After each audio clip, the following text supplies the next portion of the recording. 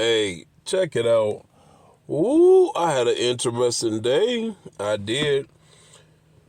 It was very eventful. I'm going to tell you from top to bottom. Story time, we here for it. Gratitude as always. Acknowledge God, mandatory, huh? Then couldn't start my day without him. Grace and mercy while I'm still here. So I carry on. So I'm going to explain this morning.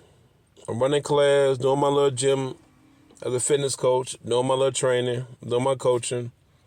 Some told me to do about 4 miles extra and probably about 30 more minutes of work. I'm like, all right, why not? Boom, get to jumping into it.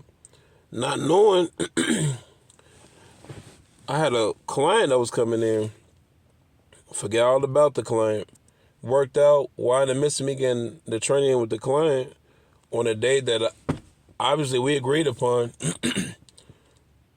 I'm supposed to be at another facility and coach and train in another spot.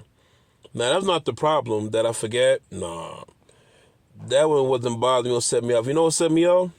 For a split second, we had a group text. And in a group text, it was people that were expressing their issues about me not being there. Now, of course, I had a situation months ago with a similar individuals. And before, our conflict resolution was, hey, notify me next time instead of putting it into a group text. Roger that. That's what he did. That's what they did. They reached out to me on 2 occasions and they text me. Me not checking in with my phone made it a little bit worse than what it could have been. Now, did they deal with it the best way? Nah, but once again, applying empathy, they express the concern. They didn't want to know what's going on, technically. If I own a business or part owner or doing things and I feel like I'm overwhelmed and I'm checking in with people, I need to know something too, so I got to check in.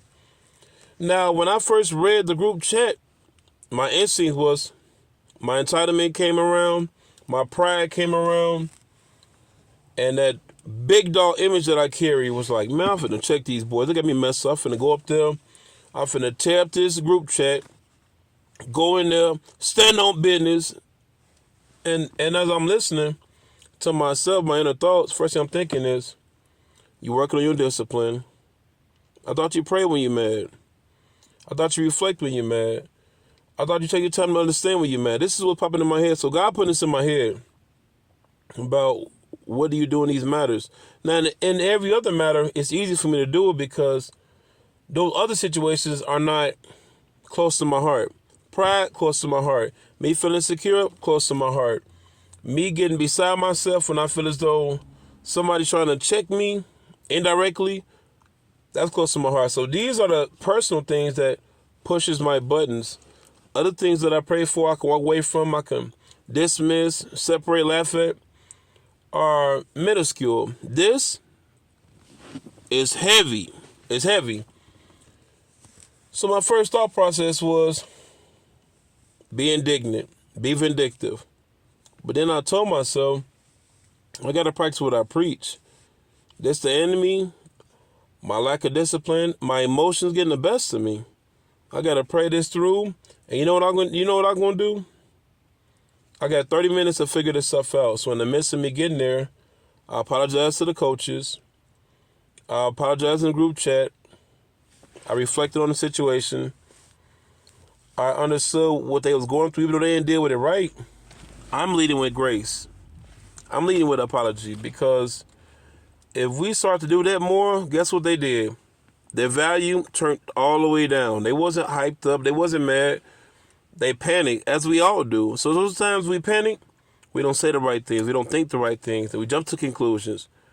But we got to take that moment to stop, pause, reflect. When I have moments when I get overwhelmed, I always revert back to praying, of course, reconnecting around good people, some form of fashion. Find some recreational activity that you can do to occupy you for a moment because you're going to need that. And replenish yourself. Sleep.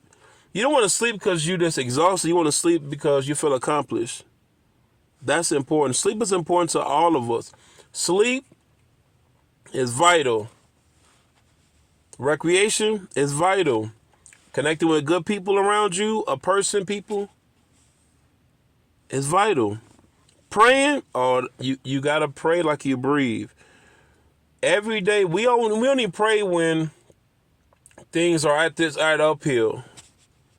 We have to pray over everything. A decision, a door being open, a door being closed, a relationship, opportunity, some money, a friend, a phone, whatever. You need to pray your way through it, because that's where the discernment comes in. That's where the Holy Spirit can work through you. Because all the time, everything that look good, it's not good. Weed and wheat look the same when they grow in the garden. Message. Oh, okay. So that wasn't it. So after that situation, I got to take a little one to practice. Boom. That's one thing. In the midst of me doing that, that was inconvenience, but once again, it's called sacrifice, which I did. So while I'm there, now I got another client that I forgot all about again, left me all out. I just called him, let him know, kept it 100 with him. I didn't lie. I didn't stage no situation. I didn't get offended. I didn't start blowing up. I just talked to him. I prayed by him being understanding, and I told him I was going to make it up to him. Now, mind you, this is a person that I'm training for free, but I'm treating him just as important as I do a person that pays me, because once again, money is not the world to me.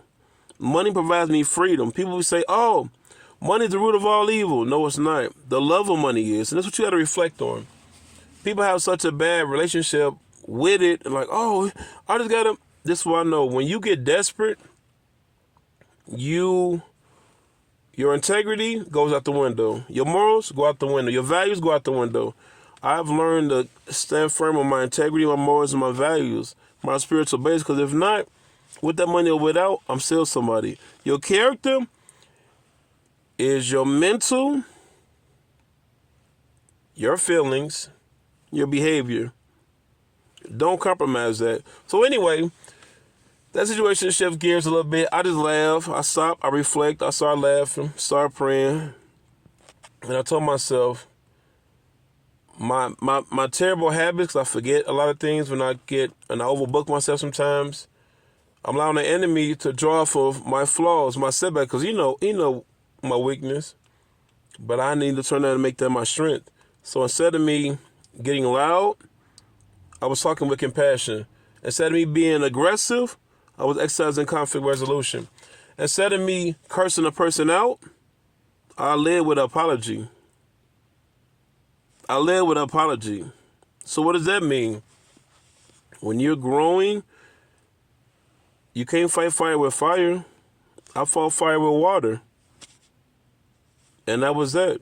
And here we are. So I just wanted to put that message up, because we don't talk enough about things, that trials and tribulations that we had. Yeah, we do.